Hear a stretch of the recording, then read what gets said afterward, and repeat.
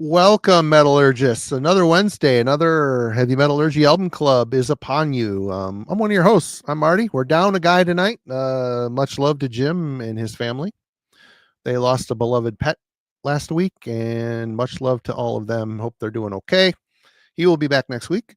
And I've got the other two best, well, two of three or four best co-hosts on the YouTube. So we're somewhere in the top 10. We're in the top 10. Yeah. I'll take whatever number you give me. It's fine. Kellen, how you doing? Good. It's been one, sad that we're missing Jim tonight, but I hope he's doing well and looking forward to having him back.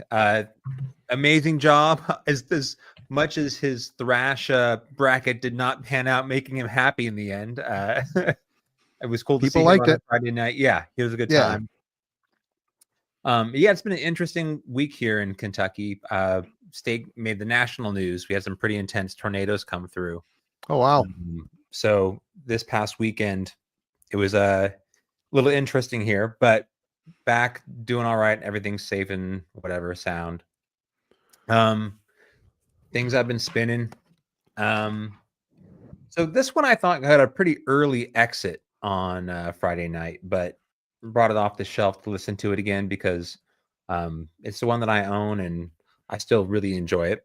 Feel the Fire, man. I was a little sad. I was flipping tables in my brain when that one got kicked off the island. It was a pretty early exit, but great record. And I probably need more Overkill over like in my catalog, generally speaking, but that's the first one I grabbed and I still really enjoy it.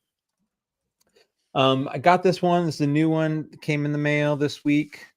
Record for the year. Kabelsteimer, The Cursed Oak. It's a 90s sort of black metal project band out of Oregon. I think they've got some other projects from that neck of the woods that they're playing in.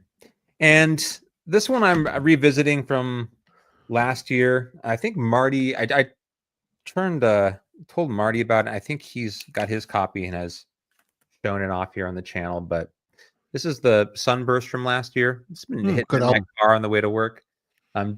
Definitely was a purchase. Manifesto is the name of it. It's like their second record. Solid album.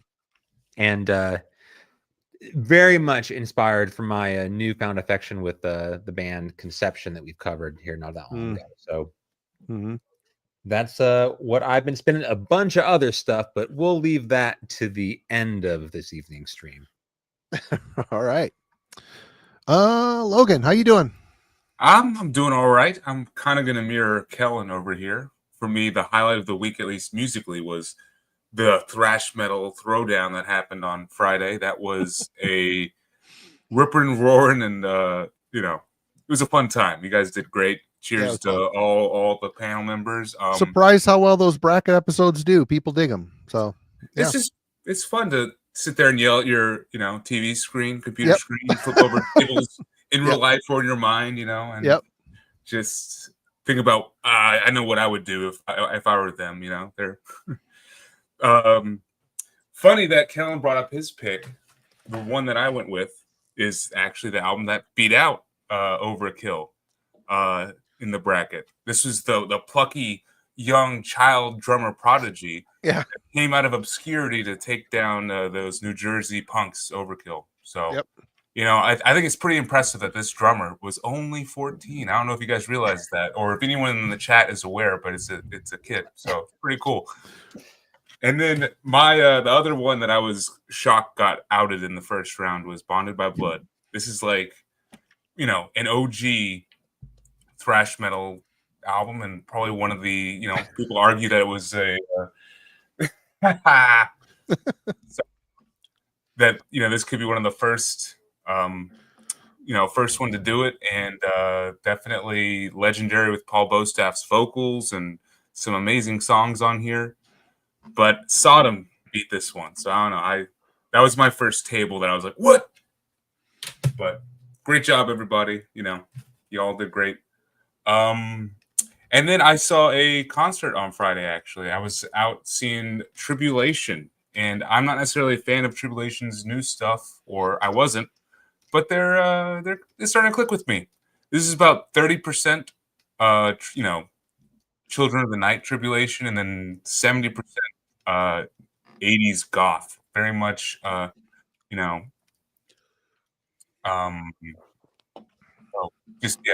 and the Banshees and Sisters of Mercy.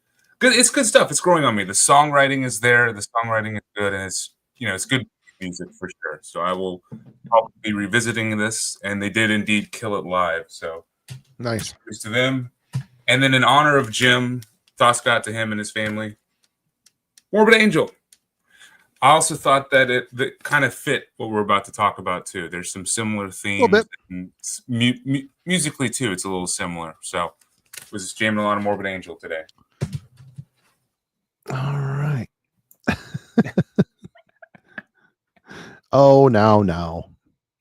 All right. For me, I've had very little. I left half of my stuff in the car, so whatever. But I finally got a copy of Ego Disillusion by Ancient Death. Only spun it about 3/4 of the way. I haven't had time or the brain power to sit and focus on just listening to music. But this is a great album. It's probably going to be on my year-end list unless something. Well, we all know what's coming. That's going to dethrone a lot of things from my top spot. But this just came today as well. The new Sijin with Helgen Combat. Probably going to be on my list as well. Basically, a couple guys from Necros Christos doing a thrash, kind of a tribute to Megadeth and Overkill era of 80s thrash metal. Mixed with, it's 80. It sounds like very linear, punchy, atypical. For this time, it sounds very authentic thrash from the 80s. Great production, but with Necros Christos vocals. It's a weird mix, but it works really well. Really great record. This is definitely a banger. Thanks to Jurgen for reviewing it for the channel. I never would have heard of it if it wasn't for that. But yeah, that's about it. But today we are here to talk about, Kellen will hold up the album for us. Shub Niggurath, The Kinglike Celebration, Final Aeon on Earth, which came out in 1997 on Oz Productions. The band was formed in 1990. Their second and last album dropped in 2011. They didn't have a lot of output throughout the years, which part of that was Julio Winterbo moved to America, relocated to America to be in the Chasm. He was in the Chasm for a lot of years and saw them live a bunch of times. Shook his hand once, doesn't speak any English. I said some things to him. He just kind of smiled, nodded. And I'm like, oh, that's right. He doesn't speak English, but killer guitar player. And for those that are wondering what the name is, I thought it'd be fun to pull up a little Wikipedia thing. Shub Niggurath is a deity created by H.P. Lovecraft. She is often associated with the phrase, the black goat of the woods with 1,000 young. The only other name by which Lovecraft referred to her was Lord of the Wood in his story, The Whisperer in Darkness. Then it goes on talking when she was first mentioned, and yeah.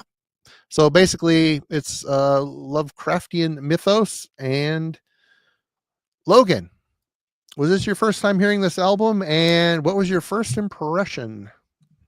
It was indeed my first time. Yeah, honestly, the Mexican and Central American scene overall I've neglected. So this was indeed the first, and I was immediately kind of impressed. I mean, my first thought was, this is dark, this is dense, and it's intense. It's got like just a trifecta of all things extreme. It kind of overwhelms the listener, I feel like. There's a lot of layers going on. It definitely sounds like, 90s death metal, but then there's all of a sudden like keys and synths going on, and the vocals are going in all different weird places, and the whole time it's really charging full speed at you.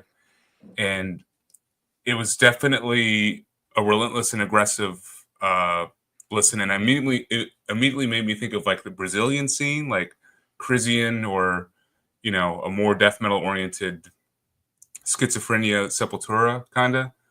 But there's definitely more going on here, and I think when you start to unearth it a little bit more, it does open up, and they're doing some really interesting stuff with the guitar and especially with the drums, and you know, it's just cool that they're able to kind of create something a little otherworldly, you know. And yeah, I was excited to dive into it this week after just one spin.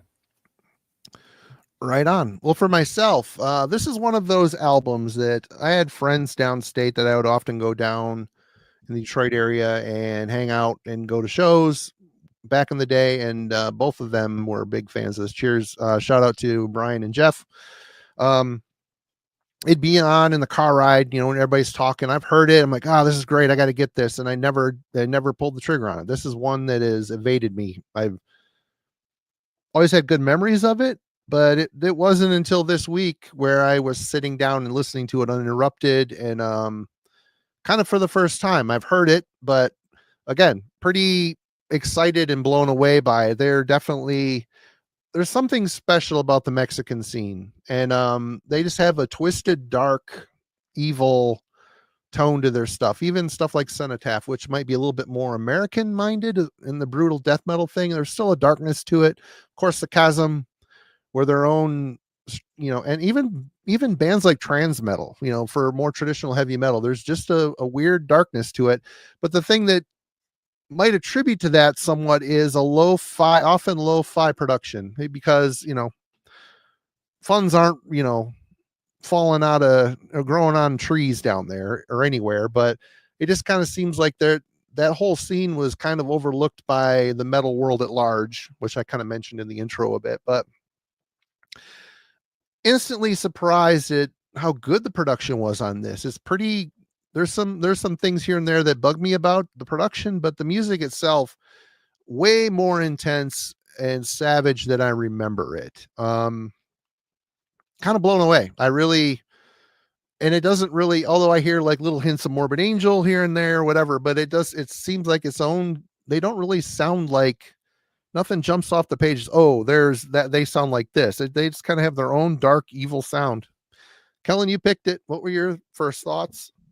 Yeah, so I got into this record, to Logan's point, kind of as a consequence.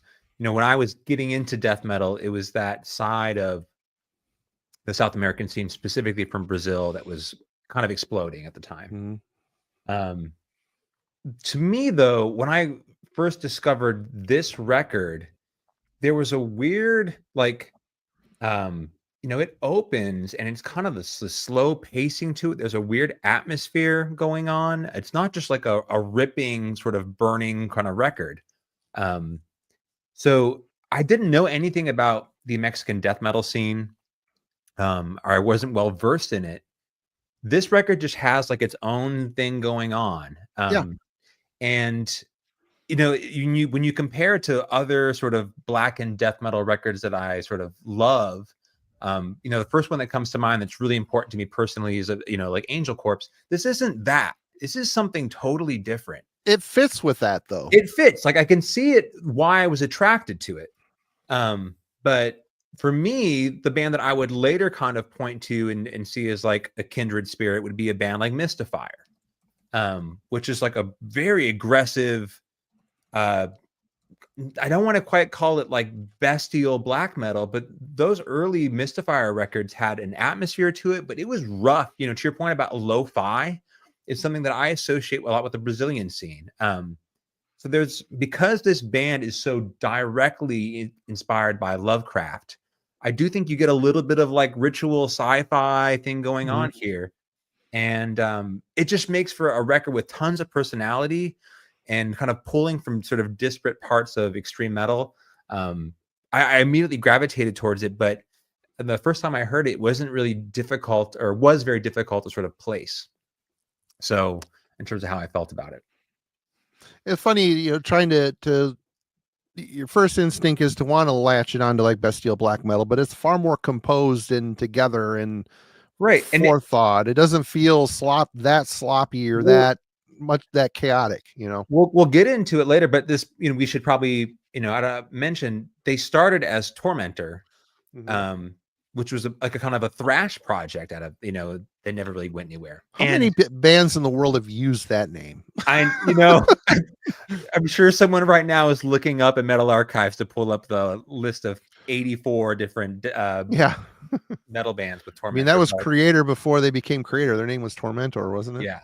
Yeah. So, but I think to your point, there's a certain sort of composition to the riffing style that you can feel they sort of brought along with them and have sort of evolved into more of a death metal sound. Yeah. So, because you can hear like extreme kind of black and thrash on this as well. So anyway, that was my my initial impression with it, and kind of the quick little question I posed really has to do with the name of this band and the concept surrounding it. So I'd never heard of Shub Niggurath or the author H.P. Lovecraft growing up as a kid. Because music didn't judge me, it was often my first introduction to an author, artist, film, or ugly part of history that for some reason wasn't taught in schools, was beyond my parents, or considered unsuitable for children. All I knew when I first heard a Kinglike Celebration was I was intrigued to uncover the stories behind the creation. In your years as a collector, do you have a special memory with an album that inspired you to check out an author, a film, or an artist?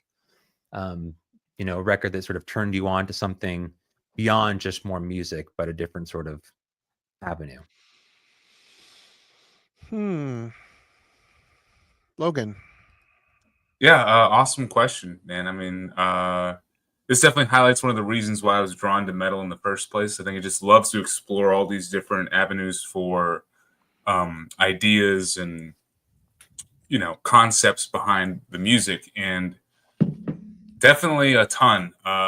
The biggest for me though is horror. Like growing up, I was always into sci-fi, fantasy movies and television long before getting into metal. So I was already aware of like the world of Lord of the Rings and Starship Troopers and other stuff, Star Wars, before metal came along. But horror really was that like new bastion of cinema for me that kind of unlocked at the same time as metal. And probably some of my favorite years still are like listening to death metal and then going and watching Evil Dead, The Thing, all these like 80s classics for the first time, and hearing different sound clips and stuff, and then finding the movie that the sound clip was from. For me, like, chief examples of it, like fucking Hellraiser, man. Like the that theme song, that Hellraiser Clive Barker theme song pops up in like Suffocation and like Jesus Wept and stuff. And then Lovecraft is also a big one. Well, Skinny Puppy used a bunch of samples from that movie too. Anyway, from Hellraiser? I did not know that. What album? All of them? Mind Perpetual Intercourse. I think there's some on there, and they're interspersed throughout. Yeah. But no, Lovecraft is another big one. Of course, it wasn't this band. I mean, the relationship between metal and Lovecraft goes like all the way back to, I'm sure, Black Sabbath or someone of that era has it. But I think my first was Metallica, the closing song on Ride the Lightning, Call of Cthulhu. And then finding newer bands that were coming up at the same time I was getting into metal, like Sulphur Aeon and the Great Old Ones, and just going from listening to their music and then, going out to find books by Lovecraft. And so opened up a whole new world of awe and horror and, insight. And the movies, there's some good movies out there now, like some not very good movies, Lovecraft wise. You got to be like, a little bit choosy, but Color Out of Space with Nick Cage, that's a fun one. From Beyond, I know someone was already mentioning that in the chat. That movie's fucking what if somebody's done any Game of Thrones level like concepts? I mean, there's like a power metal band called Sirius Black. You got the Harry Potter. There's got to be power metal that's doing that. Yeah. Yeah. I know. Blind Guardian sung about Game of Thrones and stuff on some of their albums. I don't know about the full who does thing. Blind Guardian. They do on some of their later stuff, like right on. yeah. One of the highlight was that the White EP, specifically by Agalok, got me into watching The Wicker Man, the original 1970s one. It's like a acoustic, very calming, relaxing EP, and it's interspersed with Christopher Lee sound bites from The Wicker Man, and it's beautiful, it's haunting, and it really sets up the movie well, and it's a good accompaniment to the film. So I don't think I would have sat down and actually watched the old school Wicker Man without that EP. It would have just been, Nicolas Cage yelling about bees in my mind. So I owe Agalok that. But yeah, good question. Yeah, good question. And I'm not a very avid reader. When I do get sucked into a book series, that's all I want to do is sit and read. And I'll just, forsake everything else in favor of reading. But, I read The Hobbit early on, but it was, starting to get more and more metal bands singing about it. Then I dove into the Lord of the Rings trilogy. And that dominated my world until I crushed all those books. I read it all day long and go to bed at night and sleep and dream about it. And it was just weird. I just get in that.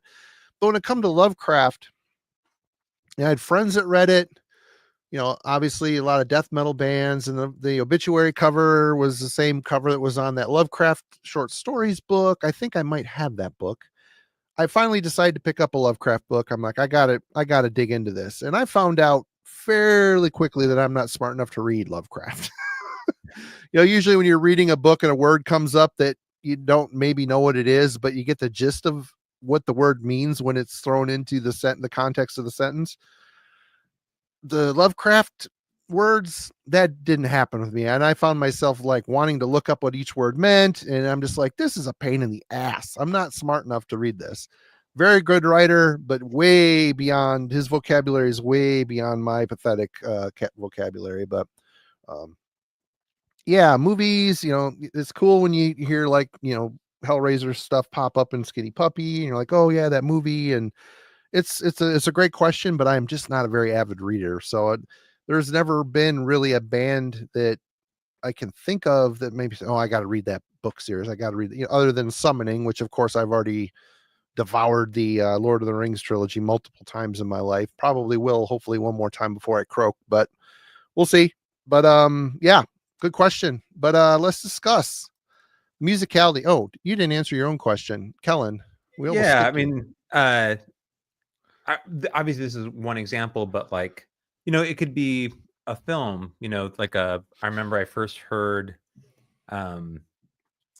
record, I think the band Putridity, they did a record and it was inspired by a Eraserhead. So I did not know the David Lynch film, but it just, it also works for film that way. Johnny Got His Gun. I was doing a project on music videos in the 1980s, and I had not read that novel. And sure enough, the movie's music video for Metallica's One was inspired by samples by the media adaptation they made to film. So it's just things like that, like kind of came across. We covered Blood Vaults, which was inspired by the Malleus Maleficarum from Ruins of Everest. We did that. And it's like, I had no idea, you kind of, okay, it makes sense, but then you hear it's rooted in something very specific. And I think as a kid, there's so many things that you don't have access to, and you don't come across, and you hear a record and it kind of opens a door for you. I think it's a cool thing about music. And even as, I grew up when you still were buying physical media and there was parental advisory and all that kind of stuff, but we found our way around it. Right. And just like you do when you want to kind of, because you're usually potentially emotionally or intellectually able to navigate something that what your parents are comfortable giving you, or your peers are comfortable giving you. So I just think it's one of those cool things about music that it can kind of take you beyond your years and give you an experience that so many other parts of the world won't. Yeah. So music composition, right? You want to take over, and I'll let you go first since I got done talking there. That's okay. Let him go ahead. Love to. Yeah. Musicality composition. So as I said, I was definitely trying to pigeonhole this album in some way or figure out, what was like at the core of it, because there's a lot going on. And it's interesting how you said you thought it was like a slow burn, because to me, I just heard how fast it was coming at me, and how many layers it was. But I guess if I were to compare it to something more bestial, like, or even like Angel Corpse, I could see that. But I was still immediately more impressed with how, speed oriented it was and how dense it was. But I was trying to figure out like what could be at the core of their sound. And then I listened to their previous EP, which came out in 1994, Evilness and Darkness Prevails. And I found it. It sounds like Morbid Angel. It's like a Morbid Angel, between Blessed Are the Sick and Covenant kind of feel. It's very much more that style of death metal. It's a bit more of a slow, there's that slow burn feel. And then there are the riffs, these very interesting and groove-oriented riffs. And then when I listened to this album after, I could still hear those riffs, but they were just sped up a whole bunch. But at the same time, that feel, I think, was still there. So for me, it definitely does feel like it's rooted in kind of a 90s Morbid Angel influenced death metal, but they're just playing it faster and layering, more, just being more creative with what they're putting on top of it, and that comes with like the synths and all the extra, keyboard melodies and stuff that is kind of adding an extra level of darkness to it. The guitar work is phenomenal, though. And I think as you listen to it more, that's what you kind of hear. Julio's a badass. He's a badass. This is a riff album to me. It feels very riff forward. There's a sick riff in every single song. And he did everything. Guitars, bass, keyboards, and effects on this. Oh, shit. They did all of it. That's awesome. Yep. Yeah. No, maybe that explains why everything feels so single-minded. Like it all kind of cohesive, comes in a wave, like it all comes together and leaves together in a way. Like I love the way that the drum performance and the riffs kind of mesh. Like the drum performance is also another top-notch element here. I think it's what brings the speed to the album, because if you actually sit down and listen to the riffs, some of them are that slow burn, like Morbid Angel style, like a bit groovier. And, there's one song where the riff feels like a doom metal riff, but the drums are just constantly like double bass and, coming at you. But some of the fills on here are phenomenal too. Like on track 2, blows me away just how fast the drum work is coming at you. The vocal performance is another level of darkness and just kind of weirdness. I dig it. That's one of my favorite things about the album is the vocals. Yeah, he's almost doing these like black metal rasps and spoken word like diatribes, like vomitous incantations. Mm-hmm. It's cool. It's definitely a unique highlight. And if you listen to that EP that they released before this, it was just straightforward death metal. So there's a big jump between that and where they land on this. And I'm very curious about where they took inspiration to get to that, to make that leap. Like, were they ingesting black metal? Because there's definitely black metal vibe on here, I think, with like the atmosphere and the production and some of the vocal choices. Was it something else? Was it their fellow countrymen? Was it something a bit more like listening to the first wave Brazilian stuff? But because there's definitely a departure. So I guess I'll kind of leave it there. Yeah, it's impressive musically for sure. Kellen. So I agree with to some degree, like element of Morbid Angel being an influence here. And I also would sort of double down. Their earlier work, their early EP stuff is much more purist death metal. It feels kind of grindy in spots too. It's heavier, it's uglier. Like this is a little bit of a different animal. So let's talk about some of the atmospheric choices here. This album opens with this slow sort of like they set the table of what's about to come. There's this key sort of like that sort of envelops the entire stage, and then they kind of get into it. So the pacing of it initially feels very black metal to me. Just in terms of like the darkness and atmosphere. Then the back end at around 2.5 minutes, though, they transition into this almost thrash riff. And it's a really interesting turn as how we can start with sort of like slow brooding element and then turns into something much more sort of, almost black thrash to me. So you get like these two disparate elements that are at play. We get to the second track, and this happens in 2 moments on this record I'll kind of highlight. So From the Stars, Nyarlathotep, and also I think the 6th track, Inside the Labyrinth of Illusion. There's a weird sort of like the it's like chanting. They're clearly pulling from Lovecraft sort of like storytelling, and when they go to almost like, it's not quite spoken necessarily, it's like a choral chant, and then it's backed by keys. It's a very strange transition that they make in the midst of all this sort of like thrashing death metal. But I kind love of similar to what Morbid Angel did on that Lord of All Fevers and Plagues. That right. Yeah. Right. So it's a cool way that they're incorporating Lovecraft as a concept, not just in terms of the lyrical content, but also sort of the world they want to build around it. You get very much the sense that the band members or the people who are performing these songs are trying to talk to this deity, right? Like that kind of invocation, I think, works really well as a concept on this record. The same thing I would say, there's one killer solo for me, that's Abominations of Ancient Gods, which is the 4th track. That's the one part where the solo like is amazing. A lot of the lead guitar work here, and we'll talk about production later on, it feels more like an additional element into the song as opposed to a amazing sort of super. There's a couple solos that sound very heavy metal. It sounds like, a little some bending. Yeah. They're Yeah. just like a little small flourishes, not like a moment for him to sort of jump off the stage as sort of a lead guitarist kind of deal.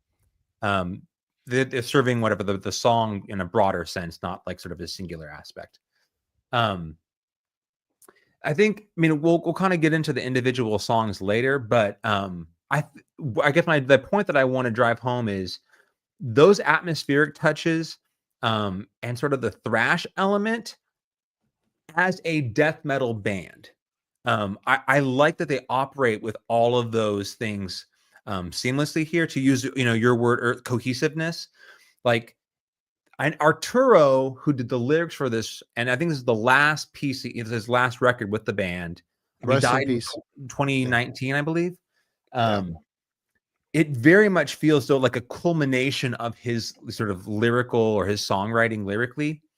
And that combined with this vocal performance that's kind of sloppy, but it's also on the higher register. It's not like John Tardy kind of like coughing up gush.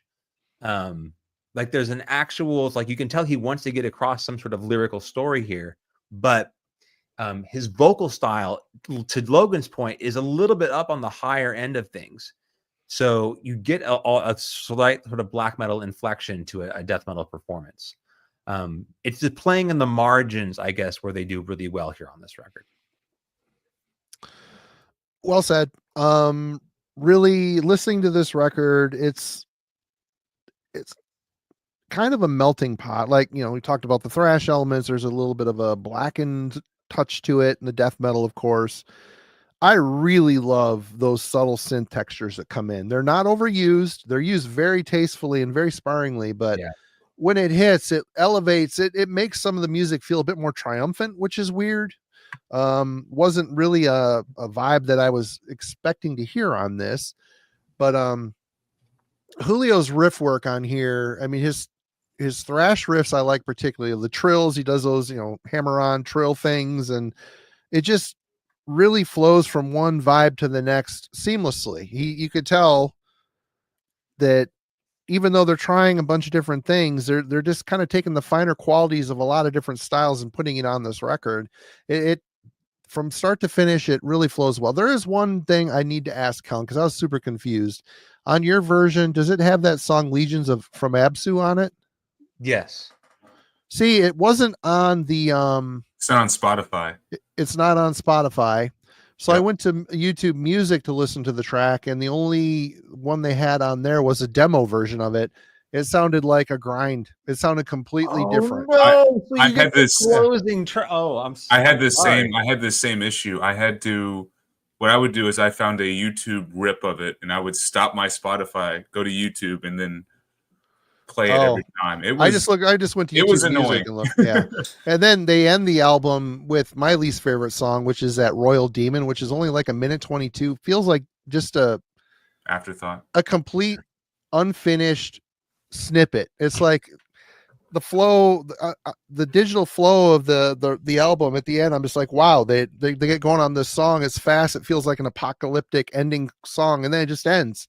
I'm like, what the fuck? So then I started looking at the track listing and comparing it to Metal Archives, and went, oh shit, this is missing a whole track. So anyway, that flow and that was a little confusing, but really the songwriting and the composition of this thing is just very well done. I really like there's kind of a free spirit on, yeah, they're all borrowing from extreme metal, but it's still a bunch of different styles that he seems to have very little problem alternating between and making it all kind of sit within the framework of the band. And again, I really, every time those synths would come in, my ears would perk up. And there's this song where there's like the beginning of the song is like an orchestral, there's like a lower tom hits and like maybe a subtle orchestral hit. It sounds very anthemic or cinematic. It almost either that or Celtic Frost, a Celtic Frost influence. That's the opener, the only one astral being. Bum bum bum bum. And that's like the big opening moment, I think, on this record. Yep, that one. And there's another one here. It was where is it? I wrote notes on it.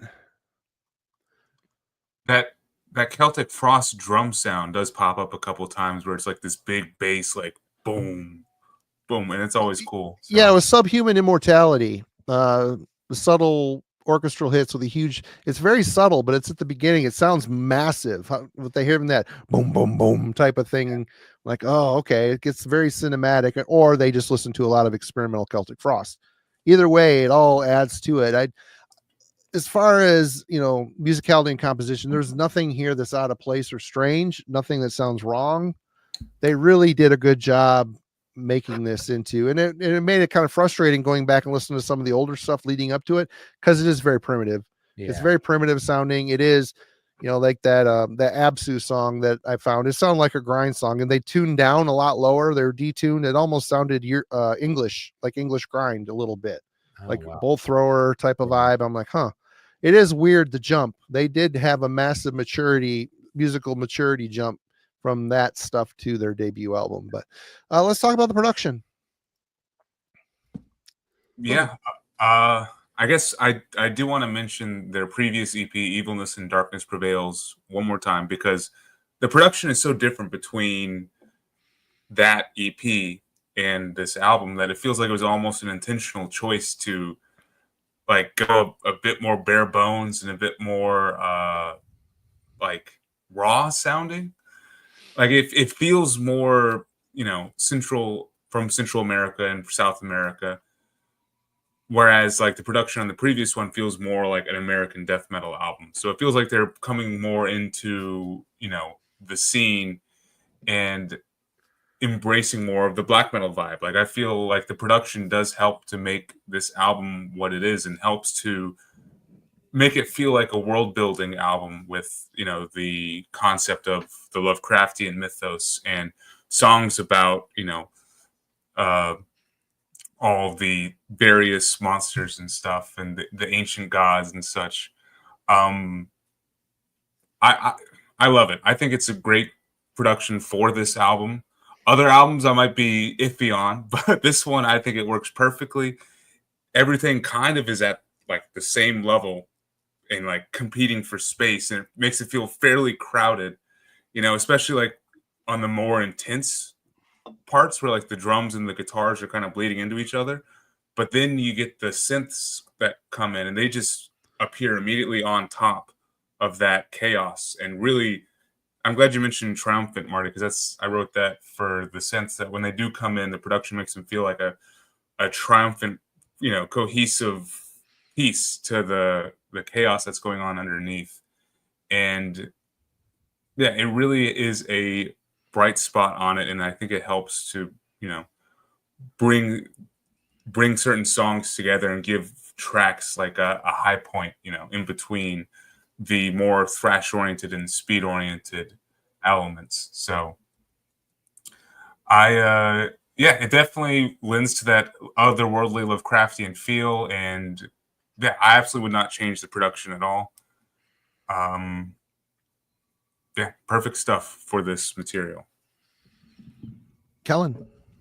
Yeah, I mean, I agree with the general thought here being that it sounds different than the earlier, far more death metal focused stuff.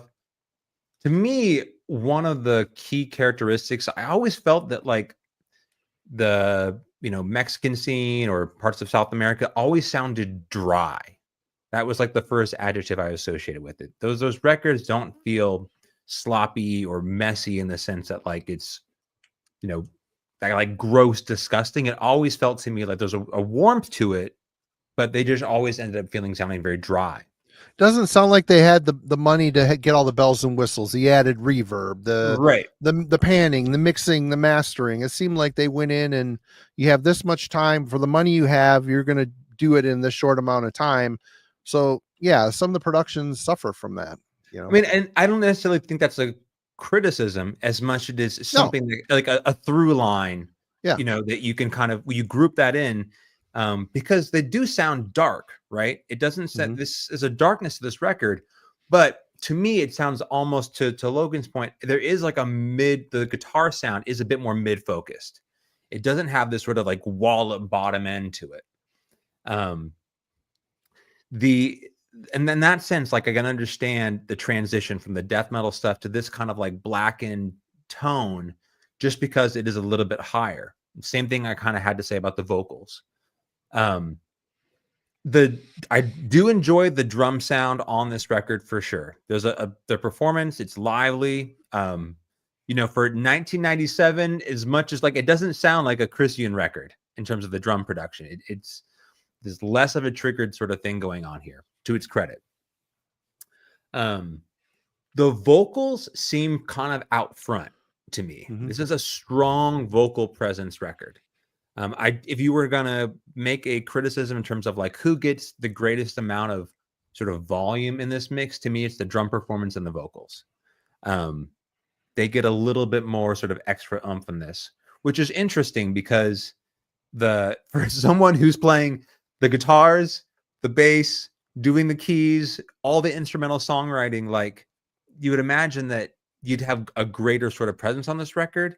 I don't know if that was a deliberate choice or just sort of like what they had in terms of funds, or they didn't know how to produce a record potentially at this time in Mexico that would sound right, like an extreme metal record. Because by 1997, they kind of get a little bit more of a hang of it, right? It's not like it's 1988 or whatever. Yeah. So it might just have been the situation they had in Mexico, but I think all of those things said, it lends like this record with a certain degree of personality. That sort of mid-focus in terms of the instrumentation. One of the things I keep coming back to this is it's difficult to sort of pin down what this record is in a lot of ways. And because it is pulling from different sort of places, I think it gives it sort of a unique sound. It doesn't sound purely like a sort of a blackened death metal record. It doesn't sound totally like a death metal record, a black metal record, or a thrash record. It's got a little bit of everything going on there. So a cool sort of mix of things coming out that I think they just were fortunate to stumble upon. But it works out for them in the end. For me, this album sounds really good. but my main complaint is the guitars aren't as prominent as they need to be. You can still hear them; they're still there, but it almost the mix of this feels like it was someone that does a lot of live sound. If you go to a concert, the two things you hear most prominently, I've heard it a lot, is drums and vocals. It seems like a lot of, especially sound technicians that mix maybe metal bands live that aren't used to doing metal bands. They always, they're used to a lot of drum and bass and vocal stuff. So whenever I've gone to a bunch of shows where it's all drums and vocals and the guitars are kind of scattered in the background, this here is kind of the same way. The drums and the vocals are the most predominant. The bass tone though is there, and I really like the bass tone they chose on this. It's not full on distortion. It's just got a mean, dirty tone to it, and they've got the right amount of effects on it. It sounds pretty evil, like an evil bass tone. But the guitars kind of feel like they're in the background. I don't know if they put too much reverb on them. That can create a bit of distance in the sound spectrum or round out the attack a little bit. But I mean, it doesn't detract from the fact that you can hear everything. You can hear every riff. It's all there, but you guys are right. The drums and the vocals kind of dominate the mix. But overall, I was again very surprised at how good the record sounded. I put it on and I'm just like, for the first time, I'm like, wow, I was expecting this to be a bit more kind of just plain. Just not, doesn't not have all the bells and whistles, and it doesn't. This is doctored up pretty well. It just the guitar volume, I don't know if it's just because of the other stuff going on, it detracts from the guitar attack. I don't know, but that's my only complaint. But it doesn't sink the album. It isn't such a detracting factor or a distracting factor that it took me out of what they were trying to lay down. I could still absorb it pretty well. So yeah, let's talk about least favorite songs. Logan. Man, yeah, not a truly bad song on the album, in my opinion. I will share Marty's frustration about listening to it on Spotify in a second. As far as favorites go, I got three big ones I want to highlight. Track 2, From the Stars. Let me try this. Nyarlathotep. Jesus. That one is just such a that might be one of the most chaotic songs on the album. I feel like maybe the thrashiest. It just has a lot more chanting to it, and it really does lend itself to this world of Lovecraft that Shub Niggurath are building, and I think it's just a great, more of a statement piece. I like the opener too, but this is when my ears start to really perk up, and I'm like kind of all in. Abominations of Ancient Gods could be my favorite track on the album. The second half of the song is just guitar heaven. It's an amazing guitar solo that just keeps going, and very melodic too. This is when initially, on my first couple spins, I was just thinking this was more of a chaotic album, and then I finally hear just how much melodicism is in this track. It made me stop and like play it again just to hear the guitar work and like this guitar riff that is brought in. I could definitely see some heavy metal influence creeping into this, but it still sounds eerie and creepy at the same time, Inside the Labyrinth of Illusion is my favorite song on the album. I think that it is weird because the main riff almost feels like a doom metal riff. It's very slow, but the whole time it's playing, all slow and groovy, like the drums are just, double bass and really moving the song forward. And it still feels like a fast song. Like it'll break from that slow riff to this really fast thrash section and then go right back into it. And it does it without skipping a beat, and I just love how they were able to balance just these very separate riff ideas and make it a cohesive track. So yeah, Labyrinth of Illusion gets my vote. Yeah, there's a sick riff in every single song. I'm pretty sure I could continue to dive into this and find gems. Like I'm still only like 8 listens in, and I think there's still a lot more here for me to unearth.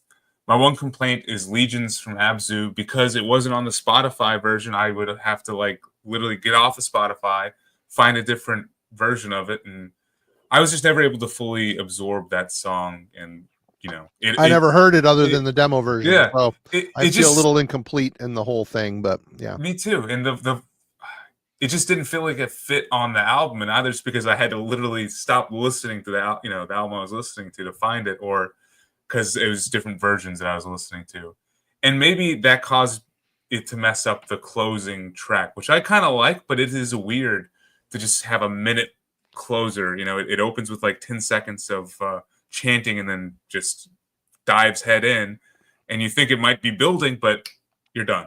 It's kind of the track that because the first half of the album, there really isn't many blast beats until like the midway point. Then the blast beats start creeping in. Mm-hmm. And then like this last track, like I said, it felt apocalyptic. I'm like, oh, here we go. This is like the culmination of, this build. Well, then it just kind of stops. I'm looking at the Spotify. I'm like, what the fuck? And I looked, I'm like, minute 22. What the hell is this? It must have been a continuation from the track before it, which would make sense. Again, I don't know. So, but I'm not sure either. And as my last note was, black metal tremolo picking over blast beats, then it's done. Yeah. So that does leave me head scratching just a little bit. But these are nitpicks, and it could just be more my fault than anyone else's. All your fault, Logan. Thank you. Weren't even born when this album came out, or were you?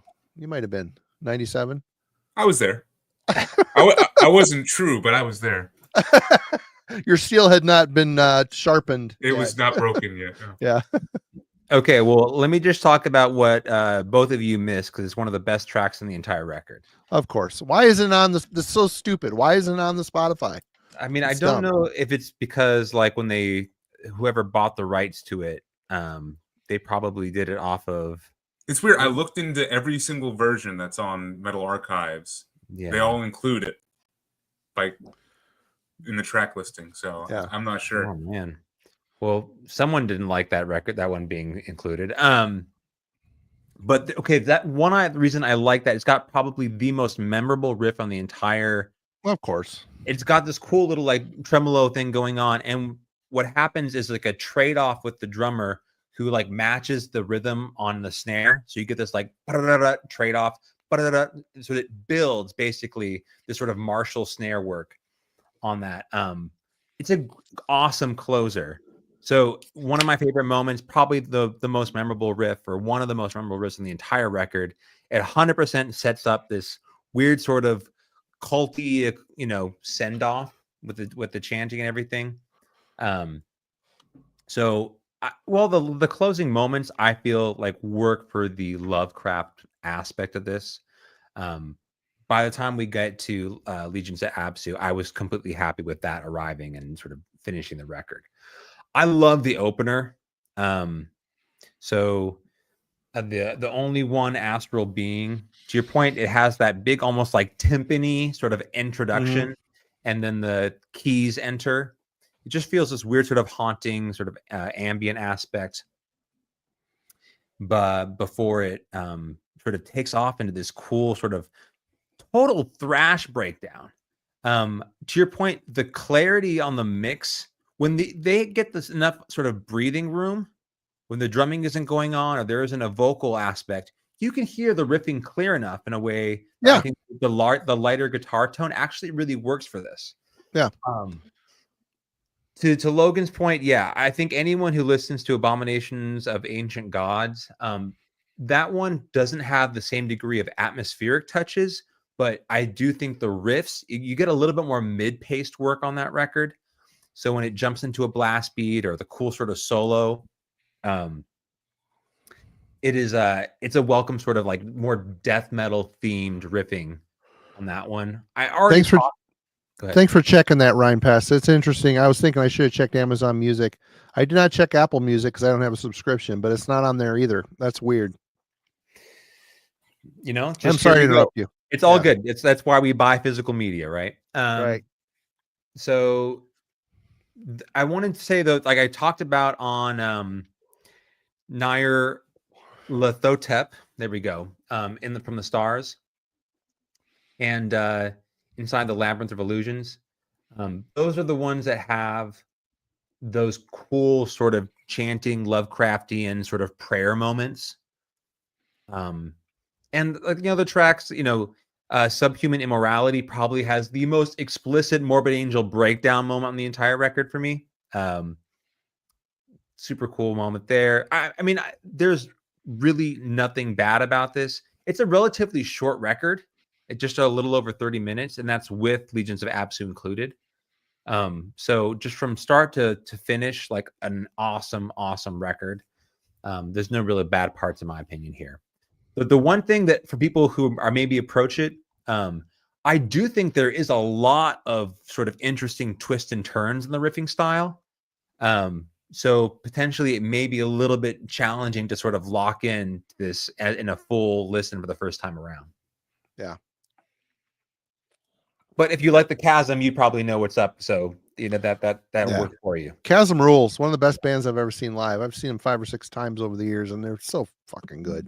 Such a great band. Daniel's an awesome dude too. Super nice guy. Anyway, where are my notes? Okay, well, my least favorite track on here is the Royal Demon. Just for what I've already discussed. It just minute 22. It's all shock and awe, the blast, and like here we go. The culmination of all this growing speed on the album is coming to close out this record, and then the song just kind of ends. So I feel like the fact that I have not heard Legions from Absu in its proper album form, then I feel like I might be wrongly crucifying this song because it might have been a continuation of that. I don't know. But other than that, there's no stinkers. The only one Astral Being is a sick opening track. Intricate and exciting riff work, triumphant pieces of music intertwined with seething vocals, a very menacing bass tone. I really love the bass tone on here. I'm going to pull my Jim card. Someone's got to represent for the bass while he's gone. So that's right. That's right. And when the synth kicks in on this, it's telling you that there's going to be, you can tell when it hits early on too, that it's going to be more of it on the album, but I wanted even more because it's so simplistic the way he layered it on, but I like the tone and I like what it does to the metal. It makes the metal seem just more occult, like one of those 80s VHS tapes that you would get, the weird B and C grade horror granular movies. Looking stuff. Yeah, the granular looking, lo-fi horror, suspense or cult type movies. Totally gives it that vibe, and I dig that. From the Stars, Cenotaph. Bit quiet on the guitars, are a bit quiet on the track, but I really love. That's one thing that's really cool about this record. The structures are atypical. You don't really, if there's a verse, chorus repetition, you don't really, when you're in the middle of it, you don't really notice it or experience it. It just feels like I know it's not, but it feels like a linear journey. But Julio's, the way he stacks these riffs and, between the thrash and the black and speed, thrashy riffs and the death, and it's just so seamlessly choreographed. I really like how I don't know where the song is going, but you're kind of using Arturo's voice as your touchstone. Like you kind of focus on that. What happens around him is because he's such an interesting, he isn't necessarily following riffs that verbatim. He's kind of the wild gun on this here. I mean, he's still within the musical in the measure, but it's so I love how sick and nasty he's trying to be, and it's fun to just kind of focus on him and let the rest of the music kind of take you where it wants you to go. I already talked about Subhuman Immortality with those orchestral hits and the timpani. Good stuff. I really like that attention to cinematic detail. It's definitely cool. Definitely harkens back to the Celtic Frost influence. Abominations of Ancient Gods. We get our first shot on the album of a pure blast beat, because I was thinking, where are the blast beats on here? It's a slight bit sloppy, which somehow makes this feel a bit more unhinged and evil, And then Julio solo, there's a nod of appreciation to more of a heavy metal style and feel, which I wasn't expecting. I know he's into that stuff, but I was in a van with those guys, and they started up this Ford Aerostar van that looked like it had re-entered the Earth's atmosphere, and Man of War was in the tape deck, and each one of them was playing a different instrument. You know, they're all air drumming and air guitaring, and it was cool. It was kind of a funny experience. Unnameable Evocation, blasting right out of the gate. The track fires off feeling very intense and unhinged, but not falling apart. Arturo's vocals fits this increasing unease on the album perfectly. I really love Julio's savage tremolo riffs, evil and endlessly dark. It's definitely something he is great at, and he brought that to the Chasm a little bit too. So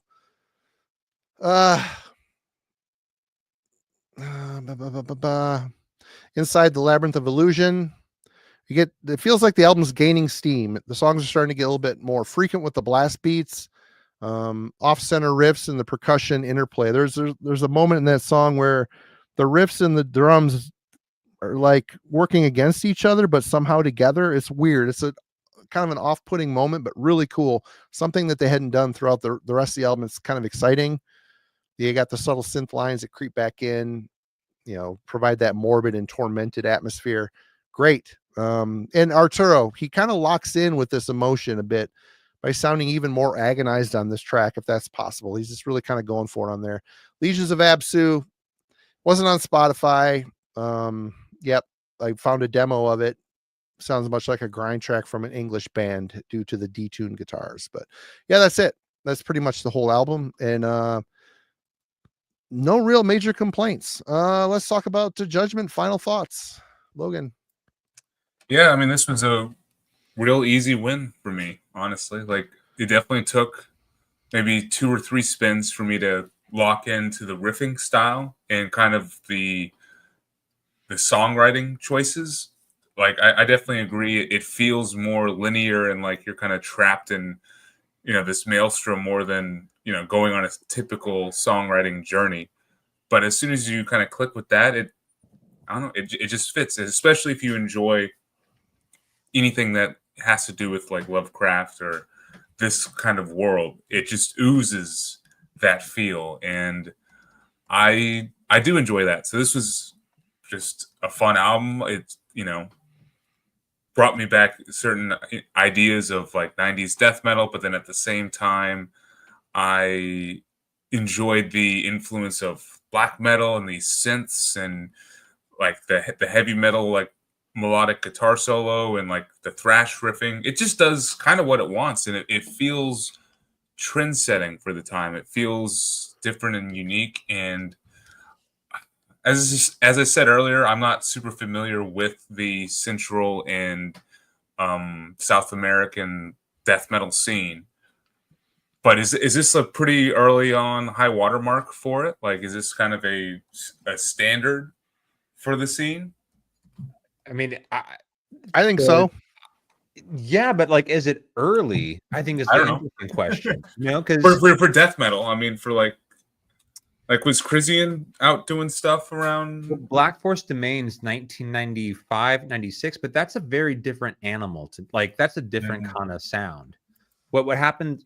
So I think this to me sounds like a later 90s death metal. I mean, which we'll get it there in a second, but Cenotaph is earlier. Their debut came out in 92. Reflection of our hidden sorrows. Just look at Mexico. Like Marty mentioned, trans metal is another one that's a very early Mexican. See, I've never heard that. Backborn is another early. Yeah. So like there was death metal happening. This band starts Tormentor. Mortuary is another one that's kind of a black and thrash, death thrash band out of Mexico. It sounds like I need to do more homework, is what it sounds like. Well, like this debut Cenotaph album, it's got Oscar from Shub Niggurath on drums. He's from Cenotaph, and the vocalist, bassist, and lyrics for Cenotaph was Daniel Corchado from Chasm. So, okay, yeah, I have heard that Cenotaph album. That's pretty good. I definitely need to explore this scene more and it just maybe this sounds more like it's just indicative of it versus being a direct influence. It's cool. It's awesome. It was fun and evil sounding to dive into this week. Definitely great pick. At 32 minutes and 8 songs, it also fits my current desire for like a shorter, punchier, but impactful album listening. So this was an easy like 8.25 for me, and potential growth too. And yeah, good pick, Kellen. Yeah, damn good pick. I'll let you close it, Kellen. For me, again, it was good. I've always sampled this record over the years, and there's probably been several occasions when I could have bought it and should have, but didn't. And it's been a great familiarization with a lost classic, I think. And yeah, for me, it's an 8.5 for sure. I feel a little gypped not hearing the full album all week, but that is the curse of digital. Sometimes you just kind of, I'm glad I checked to see that I was missing something, but I think it's a really strong Mexican death metal record. It's got the right mixture of styles. It's got the thrash element. It's got the creepy, dark, evil vibe with the synth stuff. I think it's just a good conglomeration of the evil side of extreme metal, and they do a really good job. The album has got a very strong production, which again I did not expect to hear on this, and I think it's an exceptional record. And it's good to see that it has been reissued. People said they picked up the 2006 reissue. Of course, that's a decade ago. So great record, great pick, Kellen. I'm glad I was given the chance to give it the time it deserved. How about you? Final thoughts? So for me, this is whatever top 10 desert island, whatever you want to call it. In terms of a death metal record that ranks incredibly high for me personally. This is one of my favorite death metal records ever. Every time I listen to it, it surprises me just how sort of an interesting sort of blend this record is. And if I were to sort of ask to replicate, where else am I going to find a sound like this? I don't know where to go. Nothing else really reaches into this world of Lovecraft and reproduces what I hear here. There's a lot of different bands that are inspired by Lovecraft, but nothing quite sounds like this record. And I just love how unique it is. So it's to your kind of answer your question, Logan. Like, I think if you're going to talk about the history of death metal in Mexico, it'd be impossible to tell the story without this band. This record, I think, is a little bit interesting. Fans of Shub Niggurath kind of have, I think, varying opinion. I've seen some conversation online about liking their earlier heavy death metal sound more than this sort of lighter touch here on the sort of blackened or sort of lighter guitar tone to this. But it is 100% for me like a classic record, mandatory, essential listening. And I think, in terms of the death metal records that I've picked for Album Club, maybe the Vital Remains. I mean, that's probably the closest thing I can say that in terms of one that means something a lot to me personally. So yeah, this would rank above it though, for me. And I don't think they get enough love and enough attention. One, the Mexican death metal scene, to Marty's point earlier about not having the same kind of visibility or the same kind of studios or record same labels. kind of they don't have the same kind of opportunities. They're very regional. I mean, Oz Productions was largely signed Mexican bands. So yeah. if you haven't come across this record, you haven't heard it, I definitely recommend you check it out if you like some dark, sinister, extreme metal. Right on. Well, thanks for picking it, Kellen. Good one. It was supposed to be Jim's pick tonight, but he passed that on to me. So we're going in a little different direction this time. But I think it'll be a fun one to talk about. And we're going to talk about the second album from Crimson Glory. We're going to talk about Transcendence. Little US heavy metal / power metal from back in the day. What year was this? 1980.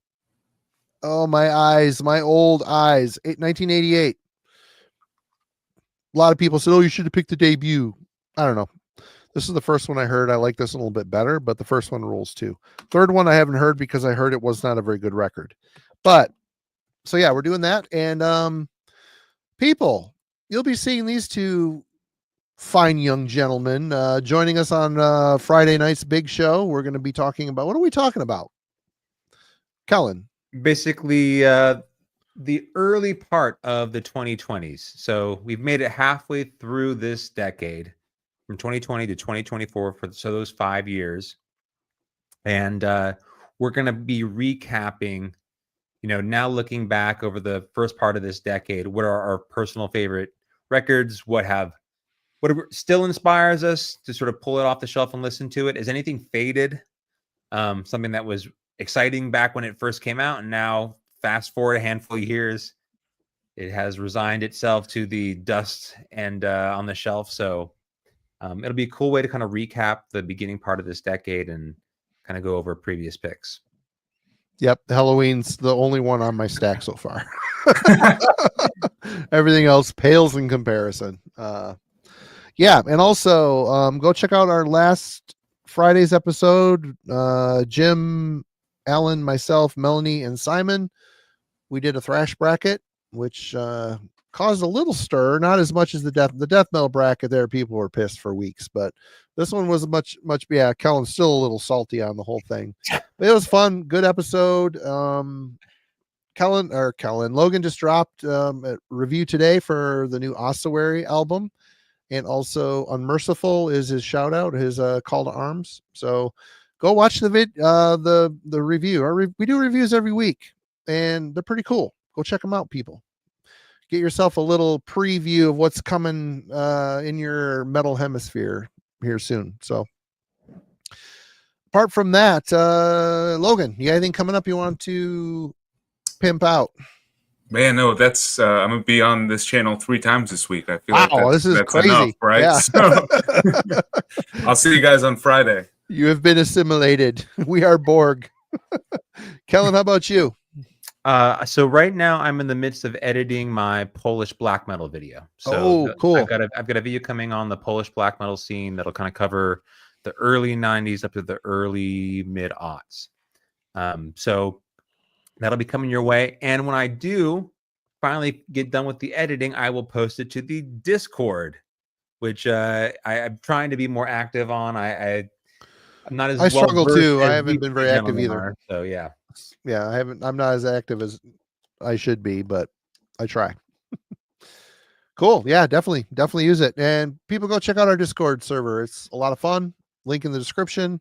I don't know how long the link's going to last. It says I said it for in forever, but it never lasts forever. So nothing lasts forever. Anyway, cheers everyone. We will see you Friday, and that's it. We had a great night. Jim, we'll be back next week. So we'll talk soon. Have a good one.